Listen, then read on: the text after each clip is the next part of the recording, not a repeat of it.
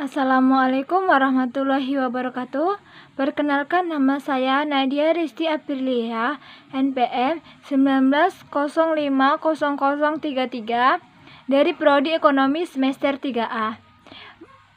Di sini saya ingin menjelaskan sedikit materi mengenai analisis manfaat dan biaya, di mana dalam bagian ini hendak kita bicarakan mengenai bagaimana analisis ekonomi dapat diterapkan pada analisis budget.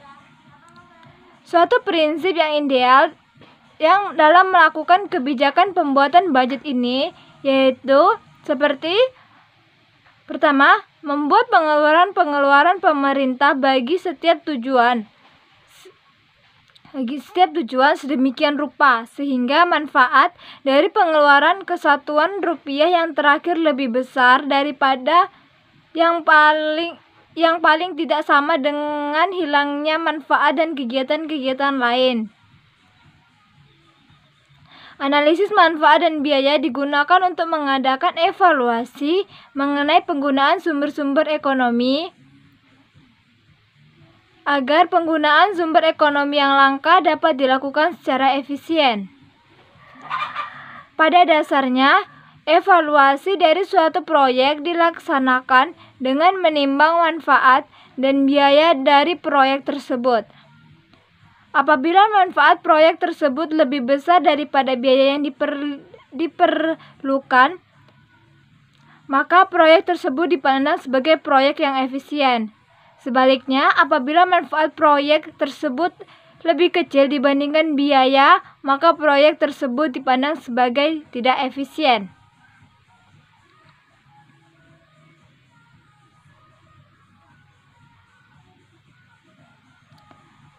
Pada ketidakpastian, karena manusia tidak tahu sebab pasti apa yang akan terjadi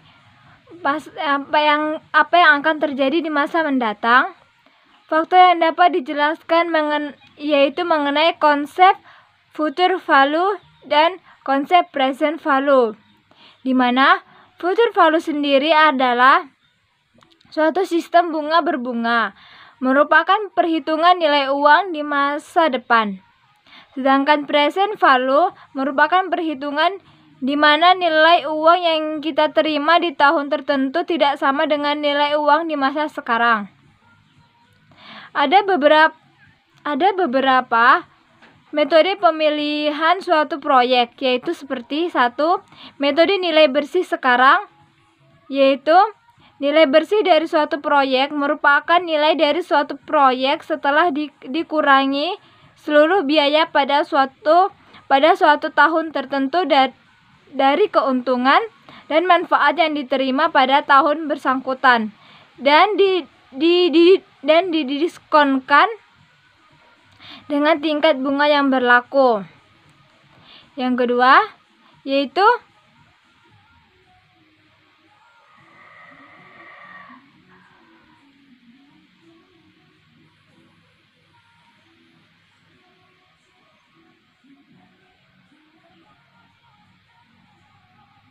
metode IRR atau Internal Rate of Return, yaitu tingkat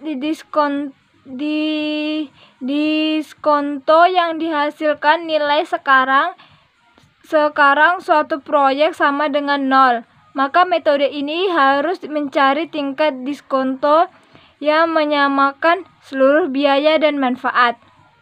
Metode rasio manfaat biaya adalah suatu cara evaluasi suatu proyek dengan membandingkan nilai sekarang seluruh hasil yang diperoleh dari proyek tersebut dengan nilai-nilai sekarang. Perhitungan analisis manfaat dan biaya. Perhitungan manfaat dan biaya pada proyek swasta memiliki manfaat utama, yaitu diukur dengan cara mengaplikasikan jumlah barang yang dihasilkan dengan perkiraan harga barang. Biaya yang diperhitungkan adalah suatu biaya yang langsung digunakan dalam proyek tersebut berdasarkan harga pembeliannya. Yang kedua, pada pemerintahan. Sumber-sumber ekonomi diukur dengan harga pasar. Oleh karena itu, harga pasar pada pasar persaingan sempurna menunjukkan nilai yang sesungguhnya dari sempurnanya harga pada sempurnanya pada harga pasar, tidak menunjukkan nilai-nilai sumber ekonomi yang sesungguhnya.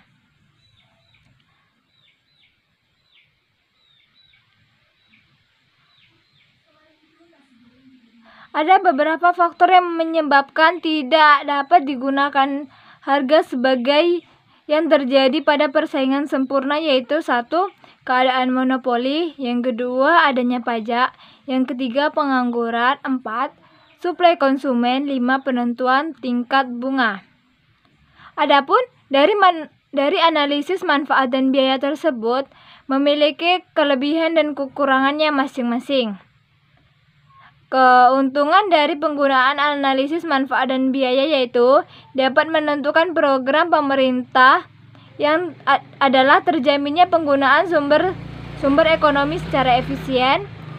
Program pemerintah yang dianalisis dengan cara ini akan memperhitungkan kondisi perekonomian secara menyeluruh sehingga dapat meningkatkan penggunaan faktor-faktor produksi yang dapat tercapai kesejahteraan masyarakat yang maksimum.